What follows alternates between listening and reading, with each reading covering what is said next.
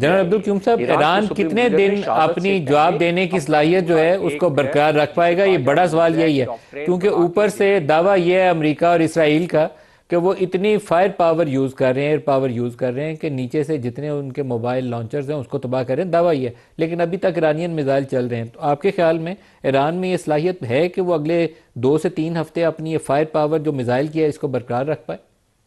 دیکھیں ملک صاحب، ملیٹریلی تو ایران کا کوئی مقابلہ نہیں ہے امریکہ کے ساتھ، چونکہ امریکہ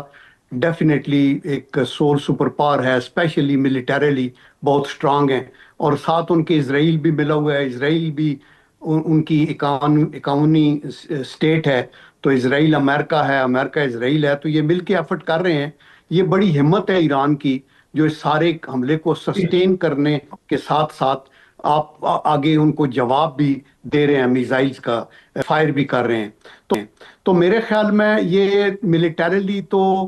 وہ ریزسٹنس ایک خاص پیریڈ تک ہی دے سکتے ہیں، لیکن ایران کی جو طاقت ہے وہ ملٹری مائٹ نہیں ہے۔ ان کی جو طاقت ہے وہ ان کی آئیڈیالوجی ہے، ان کا ایک سسٹم ہے، اور دیٹ از دی ریزن کہ ان کی لیڈرشپ، اور آپ رجیم چینج بھی کرتے رہیں تو ایرانین سٹل چونکہ ایک بہت پرانی ایک سویلائزیشن ہے اور ان کے اندر اسٹرینتھ ہے، تو وہ پرابلم کریٹ کرتے رہیں گے۔ میں ملک صاحب یہاں یہ کہنا چاہتا ہوں کہ دیکھیں پچھلی صدی کے وسط میں جب لیگ آف نیشن بالکل یوز لیس ہوگی، جیسے ابھی یونائٹڈ نیشن کو کوئی نہیں پوچھ رہا، تو پھر یہ سیڈز تھے سیکنڈ ورلڈ وار کے، تو دوسری جنگ عظیم شروع ہوئی جس میں بہت کچھ 7 سے 8 کروڑ لوگ لقمہ اجل بنے اور نیوکلیر بھی یوز ہوا۔ ابھی یونائٹڈ نیشن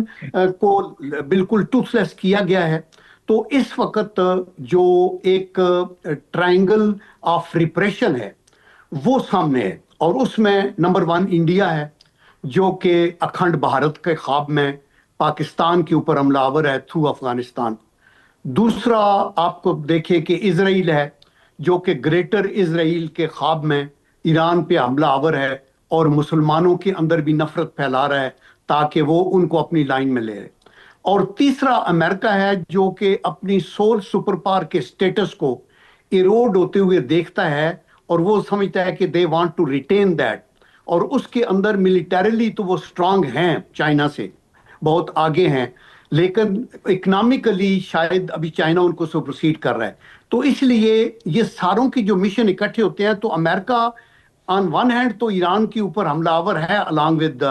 اسرائیل، لیکن اس کے آبجیکٹیو اسٹریٹجک بڑے ہیں، اور بڑے یہ ہیں کہ انہوں نے، آپ نے نوٹ کیا ہوگا کہ نیشنل سیکیورٹی اسٹریٹجی 2022 میں انہوں نے آئیڈینٹیفائی کیا تھا کہ اگر ہمارا بین الاقوامی سطح پہ کوئی کمپٹیٹر ہے یا جیو پالیٹکس میں رائیول ہے تو وہ چائنا ہے۔ ابھی چائنا اگر اکنامکلی آگے نکل گیا ہے اور زور سے نکل جا رہا ہے، تو اس کو نیوٹرلائز کرنے کا کیا طریقہ ہے؟ نیوٹرلائز کرنے کا ایک طریقہ ہے کہ انرجی کے کرائسس کریٹ کی جائیں۔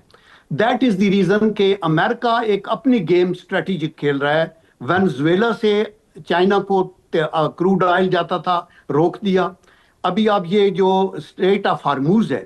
اس میں سے یعنی ٹوٹل چائنا کی جو ایوری ڈے امپورٹ ہے آئل کی، وہ ہے 10 million barrels. That means 1 crore barrel ان کو ہر روز چاہیے ہوتا ہے جو وہ امپورٹ کر رہے تھے۔ ابھی یہ جو کنفلکٹ میں انوالو کنٹریز ہو گئے ہیں، وینزویلا کو بھی شامل کریں، اور یہ کنٹریز جو اسٹریٹ آف ہارموز کے ہیں، ان میں اس کا مطلب ہے کہ 5 million that means 50 lakh barrel per day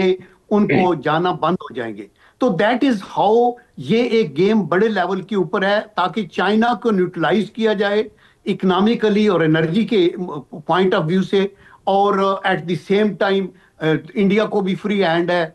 اسرائیلیز کو بھی فری ہینڈ ہے، اور امریکہ اوپر بیٹھ کے ان کی کسی بات پہ کسی کو اعتبار نہیں ہے۔ ان کے ساتھ ڈائلاگ شروع کیے، اور ڈائلاگ صحیح کرتے کراتے ٹائم چینج کیا، اور ڈیفenس بلڈ اپ کیا اور اٹیک کر دیا۔